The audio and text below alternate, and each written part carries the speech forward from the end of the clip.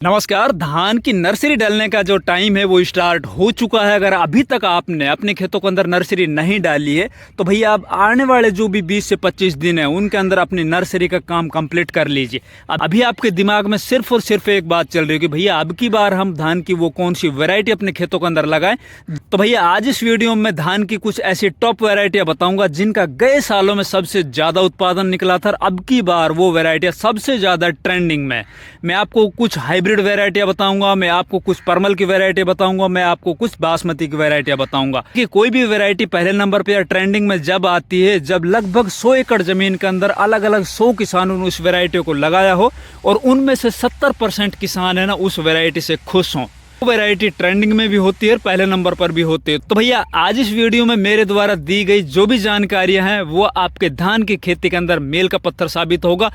कृपया वीडियो पूरा देखिए और वीडियो पसंद आए तो वीडियो को लाइक भी कीजिए, ज़्यादा से ज़्यादा दूसरे किसान भाइयों तक शेयर भी कीजिए और चैनल अभी तक सब्सक्राइब नहीं किया है तो प्लीज़ चैनल भी सब्सक्राइब कीजिए। तो यह सबसे पहले अपन समझते हैं किसी भी फसल का बढ़िया उत्पादन या टॉप लेवल का उत्पादन लेने के लिए सबसे बड़ा जो अहम भूमिका है, सबसे बड़ा फैक्टर जो काम करता है वो टॉप वैरायटी करती है। 50% हिस्सा तो आपका उस टाइम के ऊपर कंप्लीट हो जाता है जब उस फसल की आप वैरायटी का सिलेक्शन कर रहे होते हो। उसके बाद बचा हुआ जो 50% काम होता है ना वो आपके खेत की ताकत, अपनी फसल के अंदर आगे चलकर किस तरह से अपनी फसल को मैनेज करते हो, साथ ही उसके अंदर लगने वाली बीमारियों को आप किस तरह से कंट्रोल करते हो, ये सभी बातें मिलजुल कर तब जाकर आपका जो उत्पादन निकलता है वो आपके एरिया में सबसे ज़्यादा निकलता है।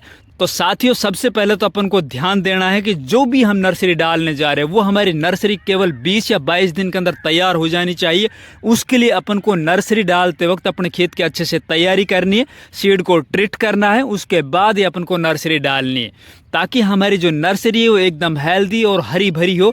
जैसे ही उसको हम उखाड़ के दूसरे खेतों के अंदर ट्रांसप्लांट करें तो ट्रांसप्लांट करने के 2 से 3 दिन के अंदर ही उसके अंदर से नए कल्ले हैं ना वो निकलने स्टार्ट हो जाने चाहिए।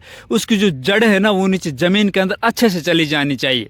अब बात कर लेते हैं धान की कुछ वो टॉप हाइब्रिड वैरायटियां जिनका उत्पादन गए सालों के अंदर सबसे ज्यादा था, अब की बार वो सबसे ज्यादा ट्रेंडिंग में। तो उनमें अपन निचले पायदान से ऊपर की तरफ आते हैं तो उसके अंदर अपन बात करते हैं भैया तीसरे नंबर की, तो वो है बायर कंपनी की एराइज 6444 गोल्ड। ये वैरायटी है ना दुनिया में सबसे ज्यादा हाइब्रिड वैरायटियों में लगाई जाने वाली वैरायटी है। अगर अपन बात करें भारत की तो भारत के अंदर भी सबसे ज्यादा लगाई जाने वाली हाइब्रिड वैरायटियों में ये वैरायटी है।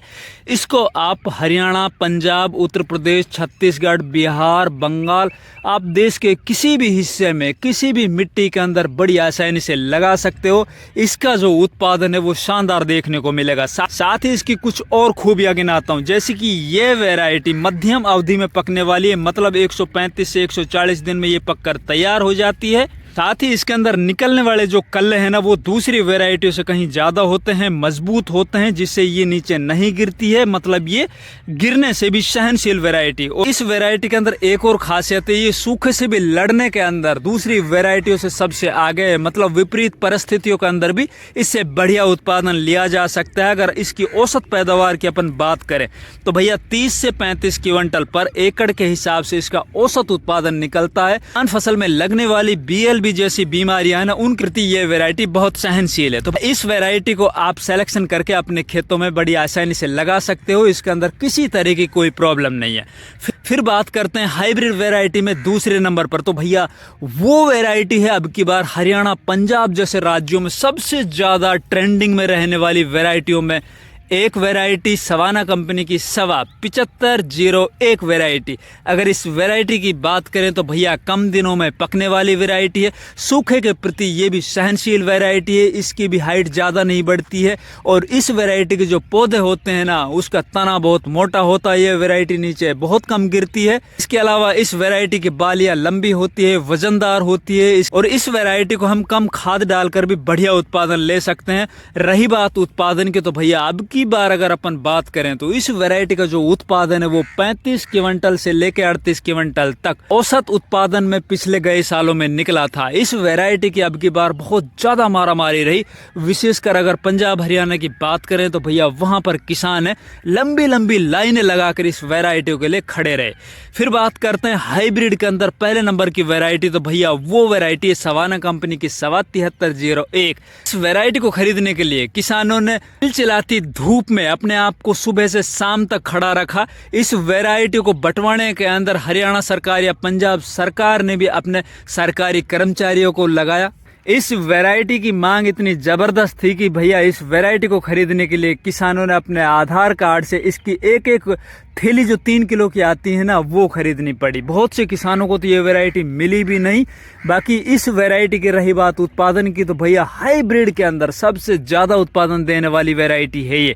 अगर आपको ये वैरायटी आपके एरिया के अंदर मिलती है तो आप बेहिचक इस वैरायटी को अपने खेतों के अंदर लगा सकते हो। इस वैरायटी का अगर अपन औसत उत्पादन की बात करें तो बहुत से किसानों ने बताया है कि 40 क्विंटल पर एकड़ के हिसाब से इस वैरायटी का उत्पादन निकला था, बल्कि इससे भी ज्यादा बहुत से खेतों के अंदर इसका उत्पादन अब की बार देखा गया है। ये तो कुछ हुई हाइब्रिड टॉप वैरायटी। अब बात कर लेते हैं कुछ PR मतलब परमल की वैरायटी है, तो उसके अंदर पहले नंबर के ऊपर अपन रखेंगे भैया PR 126। ये वैरायटी पंजाब कृषि विभाग द्वारा विकसित कम अवधि की टॉप वैरायटी है जो केवल बुआई से और 93 दिनों में पककर तैयार हो जाती है। इस वैरायटी के पौधे 102 सेंटीमीटर लंबे होते हैं। साथ ही ये वैरायटी अलग अलग बैक्टीरियल ब्लाइट रोगों के प्रति भी सहनशील है। इसकी प्रति एकड़ अगर उत्पादकता की बात करें तो भैया ये वैरायटी 30 से 32 क्विंटल पर एकड़ के हिसाब से एक औसत उत्पादन देती है। परमल में सबसे ज्यादा उत्पादन देने वाली वैरायटियों में ये पहले नंबर पर है। फिर बात करते हैं परमल की दूसरी वैरायटी जो है PR 131। इस वैरायटी की औसत ऊंचाई PR 126 से थोड़ी ज्यादा होती है, मतलब 111 सेंटीमीटर। ये वैरायटी रोपाई के बाद लगभग 110 दिनों में पककर तैयार हो जाती है और ये वैरायटी भी बैक्टीरियल ब्लाइट के सभी 10 रोगों के प्रति सहनशील वैरायटी है। इसकी औसत उत्पादन की अगर अपन बात करें तो 31 क्विंटल पर एकड़ के हिसाब से इसका भी उत्पादन है वो बड़ी आसानी से लिया जा सकता है। तो भैया ये कुछ टॉप धान की वैरायटी है जिनको अपने खेतों में लगा के आप एक बढ़िया उत्पादन ले सकते हो और आप प्रोग्रेसिव किसान की श्रेणी में खड़े हो सकते हो। अगर हमारी वीडियो अच्छी लगे वीडियो को लाइक कीजिए, ज्यादा से ज्यादा वीडियो को शेयर कीजिए। अगर चैनल सब्सक्राइब नहीं किया तो प्लीज चैनल भी सब्सक्राइब कीजिए। धन्यवाद।